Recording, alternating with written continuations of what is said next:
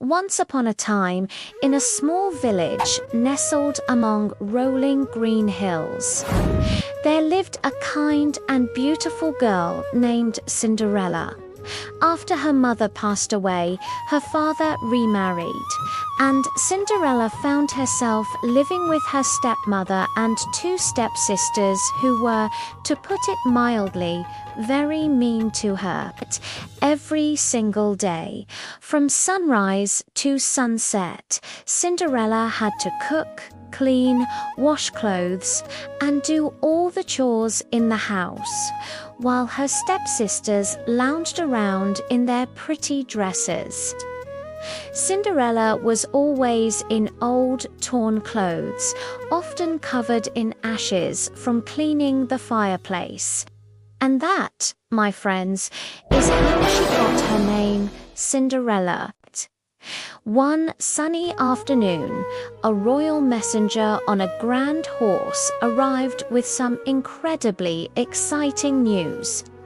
A sealed letter was read aloud for all to hear. The king is hosting a grand ball for the prince. All the young ladies in the kingdom are invited to the palace. You can imagine the excitement.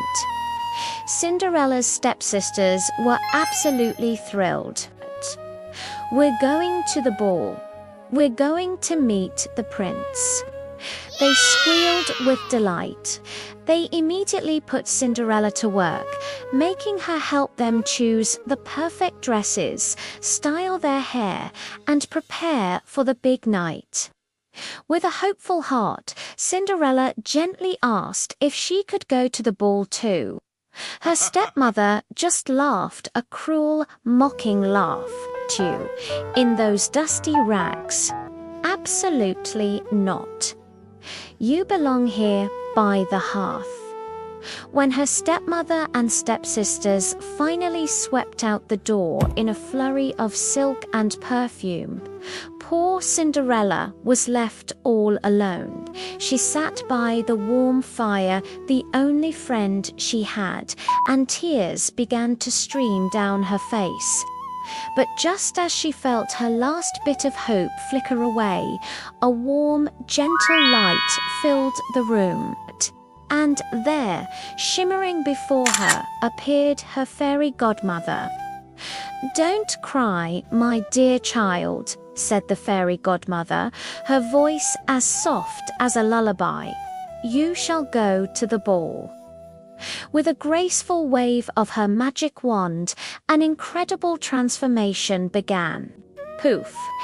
Cinderella's old, tattered clothes dissolved into a sparkling, ethereal blue gown that shimmered with every tiny movement. Her worn-out shoes became delicate glass slippers that glittered like 1,000 diamonds. But the magic didn't stop there. The fairy godmother waved her wand again towards the garden. Poof! A plump orange pumpkin swelled and grew into a magnificent golden carriage. Poof! 6 little mice scurrying nearby became 6 fine, proud white horses to pull it. But you must remember this, the fairy godmother warned, her tone becoming serious. The magic will only last until midnight.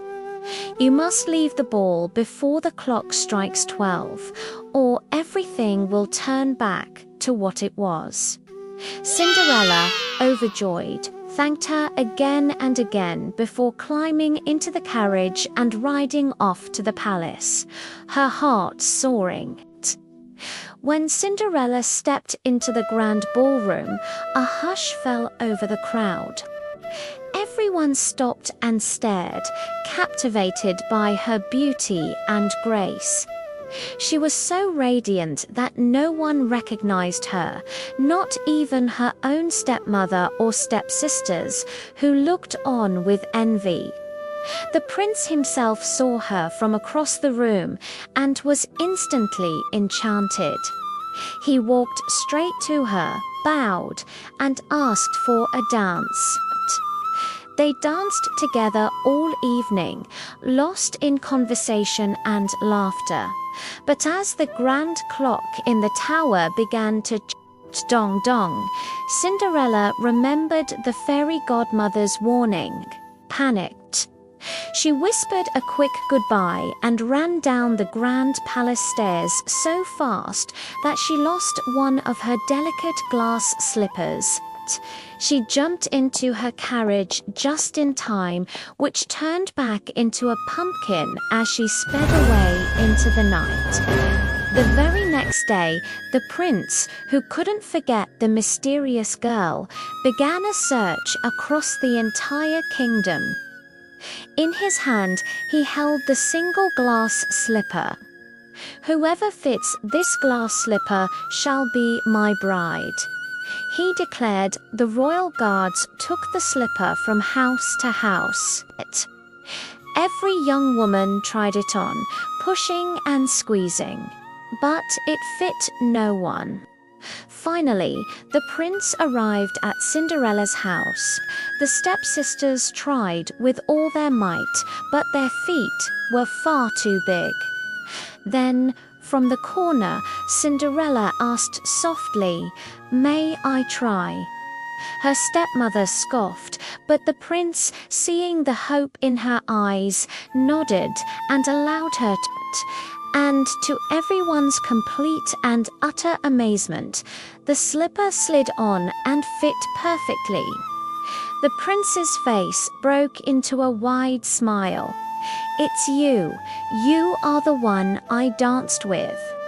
Just then, Cinderella's fairy godmother appeared once more, and with a final wave of her wand, turned Cinderella's rags back into the beautiful gown from the ball.